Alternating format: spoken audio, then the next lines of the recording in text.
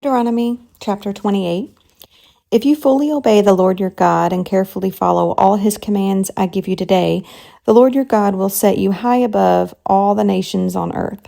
All these blessings will come on you and accompany you if you obey the Lord your God. You will be blessed in the city and blessed in the country.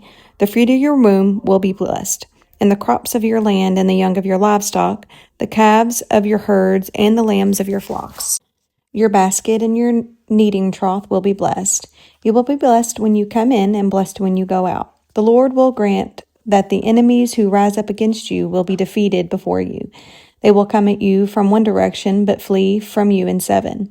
The Lord will send a blessing on your barns and on everything you put your hand to. The Lord your God will bless you in the land he is giving you. The Lord will establish you as his holy people, as he promised you on oath, if you keep the commands of the Lord your God and walk in obedience to him. Then all the peoples on earth will see that you are called by the name of the Lord, and they will fear you. The Lord will grant you abundant prosperity in the fruit of your womb, the young of your livestock, and the crops of your ground, in the land he swore to your ancestors to give you. The Lord will open the heavens, the storehouse of his bounty, to send rain on your land in season and to bless all the work of your hands. You will lend to many nations, but will borrow from none. The Lord will make you the head, not the tail. If you pay attention to the commands of the Lord your God that I give you this day and carefully follow them, you will always be at the top, never at the bottom. Do not turn aside from any of the commands I give you today, to the right or to the left, following other gods and serving them. However, if you do not obey the Lord your God and not carefully follow all his commands and decrees I am giving you today, all these curses will come on you and overtake you. You will be cursed in the city and cursed in the country. Your basket and your kneading trough will be cursed. The fruit of your womb will be cursed, and the crops of your land, and the calves of your herds, and the lambs of your flocks. You will be cursed when you come in, and cursed when you go out. The Lord will send on you curses, confusion, and rebuke in everything you put your hand to, until you are destroyed and come to sudden ruin because of the evil you have done in forsaking him. The Lord will plague you with diseases until he has destroyed you from the land you are entering to possess. The Lord will strike you with wasting disease, with fever and inflammation, with scorching heat and drought, with blight and mildew, which will plague you until you perish. The sky over your head will be bronze, the ground beneath you iron. The Lord will turn the rain of your country into dust and powder. It will come down from the skies until you are destroyed. The Lord will cause you to be defeated before your enemies. You will come at them from one direction, but flee from them in seven, and you will become a thing of horror to all the kingdoms on earth. Your carcasses will be food for all the birds and the wild animals, and there will be no one to frighten them away. The Lord will afflict you with the boils of Egypt, and with the tumors, festering sores, and the itch from which you cannot be cured. The Lord will afflict you with madness, blindness, and confusion of mind. At midday you will grope about like a blind person in the dark.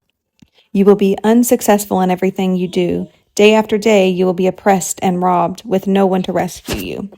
You will be pledged to be married to a woman, but another will take her and rape her.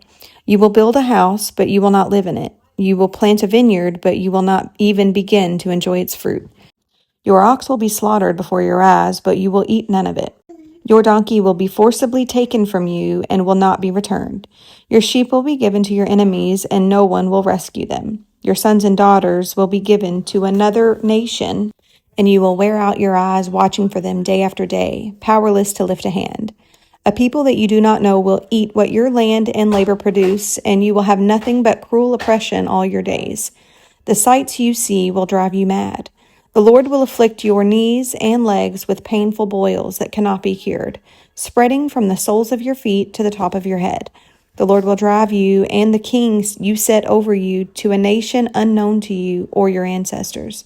There you will worship other gods, gods of wood and stone. You will become a thing of horror, a byword, and an object of ridicule among all the peoples where the Lord will drive you. You will sow much seed in the field, but you will harvest little, because locusts will devour it. You will plant vineyards and cultivate them, but you will not drink the wine or gather the grapes, because worms will eat them. You will have olive trees throughout your country, but you will not use the oil, because the olives will drop off. You will have sons and daughters, but you will not keep them, because they will go into captivity. Swarms of locusts will take over all your trees and the crops of your land. The foreigners who reside among you will rise up above you higher and higher, but you will sink lower and lower. They will lend to you, but you will not lend to them. They will be the head, but you will be the tail. All these curses will come on you. They will pursue you and overtake you until you are destroyed, because you did not obey the Lord your God and observe these commands and decrees he gave you. They will be a sign of a wonder to you and your descendants forever, because you did not serve the Lord your God joyfully and gladly in the time of prosperity. Therefore, in hunger and thirst, in nakedness and dire poverty, you will serve the enemies the Lord sends against you. He will put an iron yoke on your neck until he has destroyed you. The Lord will bring a nation against you from far away, the ends of the earth like an eagle swooping down, a nation whose language you will not understand, a fierce-looking nation without respect for the old or pity for the young. They will devour the young of your livestock and the crops of your land until you are destroyed. They will leave you no grain, new wine, or olive oil, nor any calves of your herds or lambs of your flocks until you are ruined. They will lay siege to all the cities throughout your land until the high fortified walls in which you trust fall down. They will besiege the cities throughout the land the Lord your God is giving you. Because of the suffering your enemy will inflict on you during the siege, you will eat the fruit of the womb, the flesh of the sons and daughters the Lord your God has given you. Even the most gentle and sensitive man among you will have no compassion on his own brother or the wife he loves or his surviving children, and he will not give to one of them any of the flesh of his children that he is eating. It will be all he has left because of the suffering your enemy will afflict on you during the siege of all your cities. The most gentle and sensitive woman among you, so sensitive and gentle that she would not venture to touch the ground with the sole of her foot, will begrudge the husband she loves and her own son or daughter, the afterbirth from her womb and the children she bears. For in her dire need she intends to eat them secretly because of the suffering your enemy will inflict on you during the siege of your cities. If you do not carefully follow all the words of this law, which are written in this book, and do not revere this glorious and awesome name, the Lord your God, the Lord will send fearful plagues on you and your descendants, harsh and prolonged disasters, and severe and lingering illnesses. He will bring on you all the diseases of Egypt that you dreaded, and they will cling to you. The Lord will also bring on you every kind of sickness and disaster not recorded in the book of the law until you are destroyed. You, who were as numerous as the stars in the sky, will be left but few in number, because you did not obey the Lord your God. Just as it pleases the Lord your God to make you prosper and increase in number, so it will please him to ruin and destroy you. You will be uprooted from the land you are entering to possess. Then the Lord will scatter you among all nations, from one end of the earth to the other. There you will worship other gods, gods of wood and stone, which neither you nor your ancestors have known. Among those nations you will find no repose, no resting place for the sole of your foot. There the Lord will give you an anxious mind, eyes weary with longing, and a despairing heart. You will live in constant suspense, filled with dread both night and day, never sure of your life. In the morning you will say, "If only it were evening," and in the evening, "If only it were morning," because of the terror that will fill your hearts and the sights that your eyes will see. The Lord will send you back in ships to Egypt on a journey I said you should never make again. There you will offer yourselves for sale to your enemies as male and female slaves, but no one will buy you. Chapter 29. These are the terms of the covenant the Lord commanded Moses to make with the Israelites in Moab, in addition to the covenant he had made with them at Horeb. Moses summoned all the Israelites and said to them, "Your eyes have seen all the Lord did in Egypt to Pharaoh and all his officials and all his land. With your own eyes you saw those great trials, those signs and great wonders. But to this day the Lord has not given you a mind that understands, or eyes that see, or ears that hear. Yet the Lord says, during the 40 years that I led you through the wilderness, your clothes did not wear out, nor did the sandals on your feet.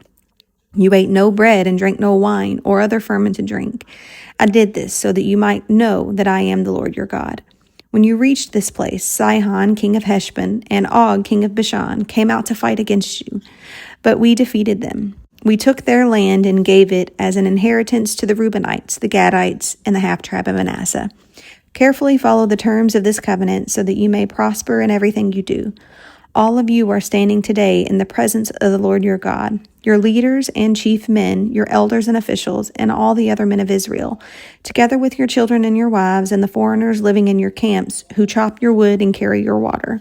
You are standing here in order to enter into a covenant with the Lord your God, a covenant the Lord is making with you this day and sealing with an oath, to confirm you this day as his people, that he may be your God as he promised you, and he has swore to your fathers, Abraham, Isaac, and Jacob. I am making this covenant with its oath, not only with you who are standing here with us today in the presence of the Lord your God, but also with those who are not here today. You yourselves know how we lived in Egypt and how we passed through the countries on the way here. You saw among their detestable images and idols of wood and stone, of silver and gold. Make sure there is no man or woman, clan or tribe among you today whose heart turns away from the Lord our God to go and worship the gods of those nations. Make sure there is no root among you that produces such bitter poison.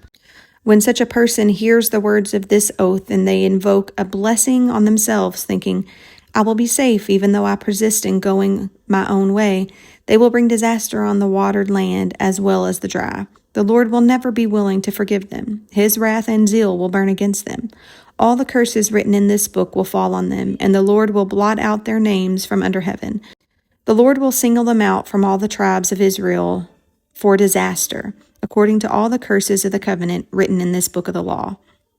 Your children who follow you in later generations and foreigners who come from distant lands will see the calamities that have fallen on the land and the diseases with which the Lord has afflicted it.